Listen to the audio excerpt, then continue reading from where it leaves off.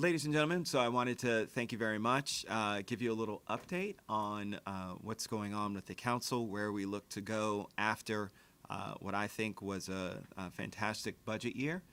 One of the things at the very beginning that I told folks as a part of my president's speech coming in was that we would focus on making sure that we were rebuilding services and really focusing on those that could not fend for themselves, whether it was our homeless, whether it was folks that were on public assistance, whether it was programs that were designed to give people a helping hand. These were the things that we saw that unfortunately throughout our recession we continued to have to cut from. And so it was important for us as a body to make sure that we really tried to build those programs back up. But then also some of the core programs and some of the core services that we provide, including our libraries, our public safety, whether it was police or fire. Again, things that were either held at levels, understanding that our population continued to increase, so the need became greater, or whether it came to us actually reducing some of those services, as we saw within our library population. And so I'm very pleased with where we are.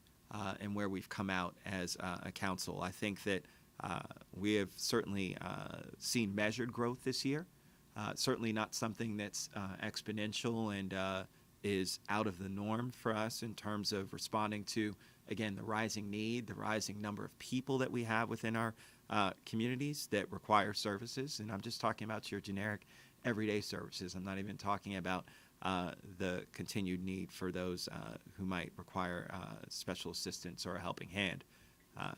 So when you're talking about all of those coupled together, I think that all in all, what it means for us is that we find ourselves in a much better position. And I think that we'll continue to see that through these next few years with what our projections are. When you talk to economists who've taken a look at where our community is, where they see our growth are, and also what we see from our federal government. Keep in mind that a lot of the reliance upon our federal government installations, 5 of which are here in Montgomery County, certainly play a part to see the health of our federal government. Certainly helps us. A lot of our companies, a lot of our small businesses that I have set as a priority do business with a lot of our government entities. And so from that perspective, we're very happy to see the tide starting to turn in a positive direction for those as well. When it comes to what I'm focusing on for the remainder of this year, now that we've gotten through the budget, many of you know that I've talked about small businesses and what we can continue to do to support our small businesses. And so I think that you will see the remainder of this year working in conjunction with our county executive. You saw the first launching of e-plans, which was a tremendous plus, which not only reduced the amount of money that people have to pay when it comes to filing some of their plans through Montgomery County government, but also the expediency of time. I was just meeting with a developer this morning that was looking at affordable housing options here in Montgomery County and was frustrated with the time that it took to provide something that is so important. How often do we sit here and talk about affordable housing opportunities in Montgomery County, and to really have it be a challenge for a developer to deliver on that? And we're talking about truly affordable housing, every single unit being affordable housing. Doesn't make sense for us. And so we've got to fix those policies. We've got to fix those rates that are assigned to things that are a core priority for us here in Montgomery County. And so I look forward to working with our county executive over these next coming months to make sure that we can change the way in which we do business, especially when it comes to creating affordable housing opportunities and when it comes to making sure that we're growing jobs and economic development opportunities here in Montgomery County. I think that those are at the forefront. I think that's what I've heard from my constituents on the campaign trail. Many of you know that we're going through a little election right now, and so I get an opportunity to hear about some of the good things and some of the bad things that they see going on with county government. And I think one of the things that I've heard as a resounding consistency is that people want us to focus on jobs, opportunity, making sure that we can give people the ability to continue to expand, which means that having a great institution like Montgomery College, where they can retool, where they can get retrained and decide if they wanted to go in a different direction, to focus on a different career, to capitalize on some of the investments that they're seeing, not only through our federal government, but our state and local governments as well, whether it's cybersecurity and IT, whether it's biotechnology. All of those things are really important for us in our continued success as we look at the future of Montgomery County. And so I think that having more opportunities for folks to do that, as well as addressing some of the, again, core issues that are important, the nursing shortage that we continue to have not only here in this region, but as a nation, and seeing the investment that Montgomery County has placed in beefing up the nursing programs within Montgomery College, speak to a number of different levels. So again, I think that we really find ourselves really on the right track. And I'm very happy to have received the support from all of my colleagues and seeing them understand that the decisions that we made were really wise investments for Montgomery County's future. And so with that, I'll turn it over to questions. Question. Yes. Can you update us on the status of the new planning board chair? Yes. So the initial 18, I think it was now whittled to 5.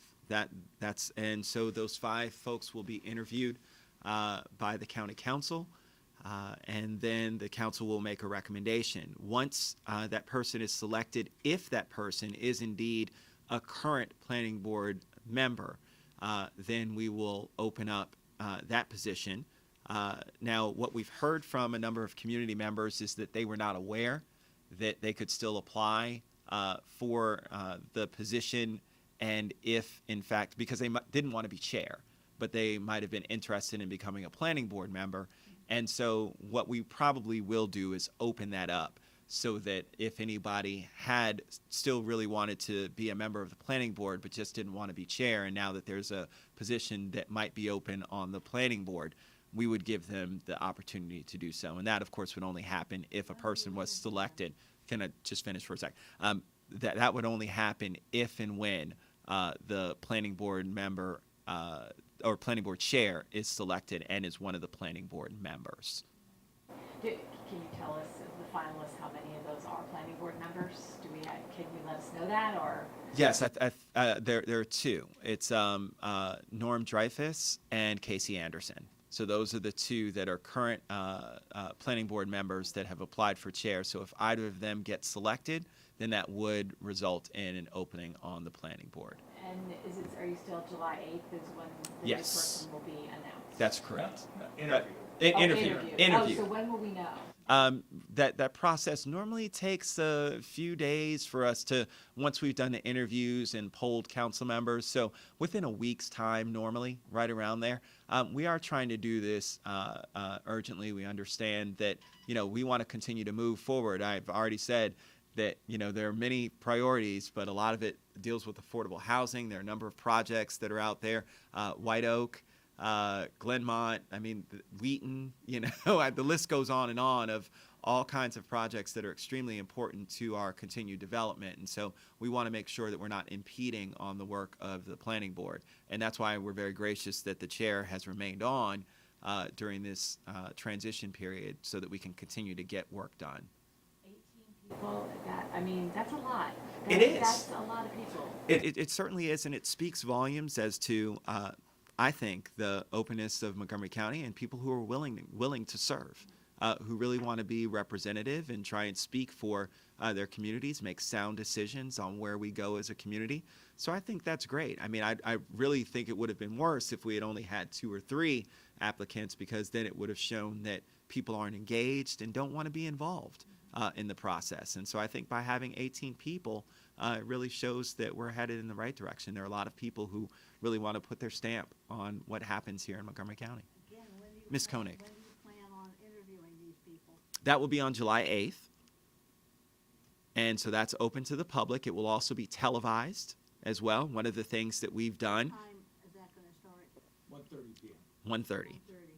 So we make sure that that's always open to the public. That's one of the things that we've now done, is make sure it's televised as well. So folks, if they have a difficult time getting here, can still witness this. So a lot of our county residents, I want to encourage everybody to watch and be involved, because I think that, again, you weighing in and seeing, which members speak to some of the things that you're concerned about. And we always welcome folks to write into us and let us know what their concerns and priorities are as well. Do we have the ability to ask them questions? No, you don't. That's Why only not? for the council. This is a council decision. It's before the council, and so the council is the one that has. You can, on your own as an individual, certainly communicate with each of those members. What? You as an individual can always communicate with each of those members, and I suggest that you do that as a constituent and communicate to them. I'd write to them if you have questions or concerns, and you certainly have the right to do so, and I think that they would actually respond to you. So I would recommend that you do that. If you have questions or concerns about folks, that you let them know what your concerns are and see what their answers are. Because the current board is in violation of their consent agreement with the Justice Department on ADA. I'm not aware of any violations of the planning board. Okay. I have a question about your endorsement of Chris Barclay. A lot of folks would say this is a candidate with a 10-year. Back in 2008, the school board was questioned about their use of credit cards, and then they restricted it to the board members. There are somewhat 70 documented, uses of this card for lunches. My understanding is that's not what they were for. Two unions have withdrawn their support. You stand behind him. Why? Well, I think that it's more in line of the questions that are remaining tend to go to the entire school board and not just to Mr. Barclay. And so at this point, I think it's something that the school board needs to fix, which I think they're doing. And I think that's the right thing to do. But to categorize it in an election year, I think is a little bit more convenient than what the ultimate goal is to correct a problem. I mean, we here in Montgomery County, when I first got to the council, understood that there were some P-card issues that we had as a county government. None of our elected officials had them, but we said we shouldn't be using them anymore. I don't think that the school board should be using them as well. I think they should move to a process to where we get reimbursed, and I think that's the direction for us to go in. But again, I think that those two are separate issues. I think that when it comes to Mr. Barclay, I think that he certainly will have to answer for the decisions that he made. The question still remains as to whether or not, and really understanding the policy that was out there, and I think that's what this investigative unit that's been formed by Mr. Kaufman is going to do, to really understand what the policies are and what violations may have occurred, and I'm still waiting for that. Would you urge Mr. Kaufman to open that process? Because right now they are meeting in secret. We have no idea what they're doing, who's making the decisions. And again, this is an issue that goes back to 2008. I would say that as the council has done, we try and open up as many meetings as possible and give people the ability to see what's going on and promote transparency within government. So I think that what the council has done in leading the way, just like you heard me talk about making sure that our interviews are public and on TV and opened up, I think that that's extremely important. So that's a direction I'd like to see all government entities head towards. So would you urge him to do that? I mean, that's pretty much what I've just said. Greg, when you were talking about small business, you mentioned fixing the rates assigned to these core priorities. Is this legislation that we can expect coming? That's certainly a possibility. I think that when it comes to understanding that if we have a certain number of market rate units, making sure that we have a streamlined process that's associated with that makes complete sense. It speaks again to the core of what Montgomery County is about. We should not have many of our public safety folks, as well as our teachers, that can't afford to live here in Montgomery County. And so we need to do whatever we can to make sure that we're growing opportunities for them to be able to not only work here, but also live here as well. And is this just MPDUs and affordable housing? Are we also looking at workforce housing? No, this is primarily workforce housing that I'd be looking at. I think that we have some good programs in place when it comes to MPDUs, but I think when we're really talking about workforce housing, that we need to do a much better job in tying in some legislation that would be able to, again, I'm not talking about mandating how many are developed, But when they are being developed, that we help to streamline the process, highlighting that it's a priority for us, I think is the right direction for us to go in. And by streamlining, again, you're talking about a lower rate possibly, or a faster process? Potentially it could be reduced fees as well as a streamlined process from a time aspect in terms of approvals. And so making sure that we give it more of a green light process is more in line with, and again, that would be to not jump too far ahead in terms of what the legislation would look like. It would have to be something that would be signed off on by both the council and the county executive as a priority before something like that would move forward. But I think that in the best interest of our community, I think that's the right direction for us to head in. And just for context, is all residential treated the same in terms of these fees and times? So whether you're building luxury housing or you're building affordable housing? Currently, yes. In terms of the approval process, yes. And so from that perspective, I think the only things are some tax incentives that go along with, as we're well aware with our MPDUs, bonus density, things along those lines are things that we do right now, but nothing involving the process itself of approvals. And I think that's where we can really save a lot of time. It doesn't cost the county any money.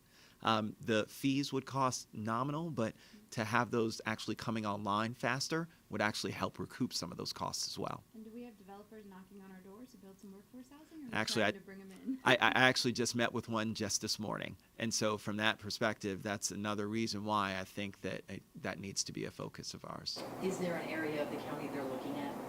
I can't go into detail about this particular developer, but there are multiple areas that we've been approached by developers that are looking at doing workforce housing projects. In general, is there an area of the county you go, this is where they're clamoring for it? Any place that's close to transit opportunities, so whether it's near road network hubs, so again, close to a highway where they can get immediately on, don't have to travel through multiple neighborhoods, but then also close to mass transit. So all of those would be priority areas. I got a question about the election in terms of turnout. Mr. Baker, I think it was Friday or Saturday, held a turnout cookout. There's a lot of concern. I'm hearing a lot of elected officials and wannabe elected officials are concerned that people just are not tuned into the fact that there is a June primary. What do you think the problem is, and are you hearing about it at the grocery store? I actually am hearing about it closer to home than that. My neighbors just the other day had said to me, I see you going around and you've got folks coming and going with your T-shirts and your signs and all that stuff. Why are you so ahead of schedule this year? I said, our early voting starts June 12th and the election is June 24th. A lot of people just aren't aware, and it's not on their radar screen. And unfortunately, I think because of it, we're going to see very drastic low turnout as a result. And it's very unfortunate. I continue to try and promote through my social media sites, reminding people about this, but unfortunately, that only reaches to a certain number of people. The reality is with print media, the way it's gone these days, and unfortunately with the Gazette only having one day a week, with the Washington Post that very few people get these days, not a lot of people are being able to see and are reminded as they used to be about when these dates are now that these dates have changed. And so I think we're going to experience, unfortunately, a growth year to where now that we've moved the primary, that we're going to see some record low turnout, something that is very abnormal for Montgomery County and for the state of Maryland as a whole. So for the record, you're blaming the print media, not the broadcast media. Seriously, I have to ask, there was one person who's very experienced, is broad political background, and I asked him, why do you think it is that people just don't seem energized or care? And we were in D.C. and he pointed at the Capitol Dome. He said, that's why. It's trickling down to you guys, that people are upset with the gridlock in Washington, and they say, it's all going to be the same at home anyway. Do you get that? I really don't, and I think that folks are more tuned in, especially in this area, in the Washington metropolitan area, to the federal government. And I think that that's why, if it's not the federal election that's highlighting things, has always led the way in terms of involvement. And I think that, unfortunately, when it comes to state and local governments, we've always played second fiddle. Couple that with the fact of an earlier date that really is coupled with where a lot of folks aren't going to be in town. You've got a lot of vacations that are scheduled. I know all too well, my girls were cheering this morning about school ending this Friday. So you'll have people that'll be on vacation, and it's unfortunate because we've actually created more opportunities for folks with early voting opportunities and also with absentee ballots to be able to vote and exercise their right on a number of different levels beyond just the traditional voting day, election day, June 24th. But I think that, again, we'll continue to see that until folks get used to a new primary date. And I think that's really where the primary blame should be laid, is just that we're switching a date so early this year that it's just going to create a brand new dynamic for voter turnout. Ms. Koenig. I have a number of issues that I've been trying to get to the county council and to the county executive, which are being just totally thrown away. A number of years ago, Pat Collins of Channel 4 did a piece called Hardly Working. Most mornings I can find either park employees, WSSC, or county employees, as soon as they leave their depot, going to the closest fast food place and eating. And sometimes sitting in their trucks for 5 minutes, frequently for 30, 40, 50 minutes. I actually found them even two groups for at 9:30 in the morning. They still hadn't done any work except sit in their trucks. This morning there was a WSSC vehicle there. What he does after he illegally parks on the 16th Street, then goes in to get something to eat, then tries and hides in the back. Well, he saw me, so he left. The last time I let him sit there for an hour and a half, and then when he saw me, he tried to run me down. But this is common when I find them. I could find 4 or 5 parked vehicles there, not every day, but frequently there. The same thing with county vehicles. And it's the same people over and over again. My first question is, what is this county going to do? Why isn't something General Holmes is starting to do something with the county employees. But I'm tired of finding these people when they're first, they punch in, they do something, they sit around doing nothing for a while, then they leave and go eat breakfast. That's one issue. The other issue is, I'm tired of finding school buses, which unfortunately only after a week more, ride on buses, the police, park employees, and residents going through the stop signs in our community, and a lot of them don't even bother to slow down. I've got ride-on bus numbers that I would like to report, but I used to be able to call directly to the guy at the depot. Now you have to go through this stupid 311 system, which meanwhile by the time they get that and get it processed, it could be a month before they even say anything to the driver, and it's not open on weekends. The fact that so many county and state employees, because it's Park and Planning Commission, are not working, and I don't see anyone responsive about doing anything about it, and especially on the county council. I've tried to bring that to your attention. The Fed committee chair is not interested. She's former Park and Planning Commission. She'll sweep it under the desk. Roger Berliner, who's supposed to be an environmental attorney, doesn't give a damn about what goes into the environment in our neighborhood. Last year, the county went in and cleaned out their sediment pond when I said it hadn't been done in 5 years. They went in and cleaned it out. Park and Planning Commission has refused, so it's still going into the creek, and no one cares. And it doesn't make sense. You talk about small businesses wanting to protect them. Why are all of the stores on the Spring Street, 16th Street Shopping Center being forced out by the state highway with the railroad? Okay. It doesn't make, all these businesses are being, so I would like you to ask, Sure. address So the I've issue of got 3 employees questions, not right? working.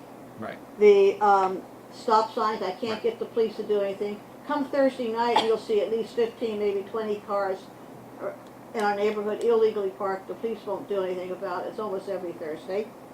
The issue of the environment, I can't get anything to do.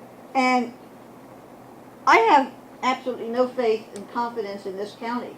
I think there's so much corruption that I can't, you call about a vehicle being illegally parked, 15 of them 2 weeks ago. Okay. No one Well, shows up. Let me just say this, Ms. Koenig, and let me go backwards, because I think that one of your statements at the end is really important for me to respond to. To say that there's corruption because a person is sitting and eating, nobody would cost benefit from something like that. So no one would benefit from, when you say that there's corruption in government. I mean, I don't know if you're asserting that, you said you have no confidence in the council or in the county executive. My thought is that I don't benefit from somebody not doing their job. In fact, it's quite the opposite, because if you're seeing that, there are other people that are seeing that as well, and that's not a plus for us. So nobody wants to have that kind of stuff happen. How do you stop it? So let me go to the next step, which I think is, again, what you're doing. I think that you being an active and involved member of our community, my suggestion would be is that if you actually see something that's happening, and I would ask you to do this, that you report it. Now, let me say one thing. Even though I have heard other criticism of 311, the reality is that our system does track the calls that are coming in. And so it's extremely important for us to have that, because then it becomes a record. That record is there, and so that information is there. If you call in and you continuously have complaints about bus number 123, for example, that's either violating stop signs or is parked somewhere where it's not supposed to, that information then is collated and gets back to the leader. Now, I agree with you that it goes through a system, and that system might not be instantaneous. But at the same time, Ms. Koenick, what it does do is it really allows us to address the problem and have a record of these things that are happening. So I appreciate What you. I don't understand is why this week, same thing, next week, everything is occurring. And for 2-3 years, I called the police about these cars that are illegally parking on Thursday nights. Well, let me just say this. I've actually called about cars being illegally parked, The police and don't show up. They don't do anything. well, all I can say is they is don't. well, all I can say is that I've had a different experience, and that was before I was on the county council. I've lived in Germantown now for 9 years, and I remember we used to have problems. I was on our board of directors for Germantown Town Center. We had vehicles that were being parked that were commercial vehicles in non-commercial areas. We called the police. They actually did that. I've had constituents contact me about on Kingsview Village. They were parking commercial vehicles right across from the Kingsview Village Shopping Center, where the new Millstone Apartments are in Germantown. We actually had constituents that called us. We called the police and let them know. They actually ticketed every single one of those vehicles. Now there are no commercial vehicles that are parked there. So what I would ask you to do this, if you have a place where they are, please contact my office. We will certainly follow up with the police and make sure that they go and ticket those vehicles so that we can get them off. And they've actually towed vehicles as well. So I've seen a different history. And so what I'm saying to you is, now that you brought that to my attention. Fryman, Meadowbrook, and Spencer Road, Okay. between 7 and 10. Excellent. My staff has heard Last you. We week will. it was Shavuot, so there was nothing there because they're at the synagogue. The Okay. week before, there were 15 cars blocking stop signs, bus stops, no parking areas, sticking this far out into the road. Okay. I called, I'm trying to be polite with this, not a single police officer showed up. Okay. 2 hours later, all these vehicles were still there. Okay. Well, And like I I've said. watched so many close to near accidents. I've tried to get the county, just in that intersection, by the way, Sure. to put a pedestrian crosswalk. They refused. Well, crosswalks are created in areas for various number of reasons, and there are very set policies and procedures that are in place to evaluate whether or not a crosswalk is appropriate.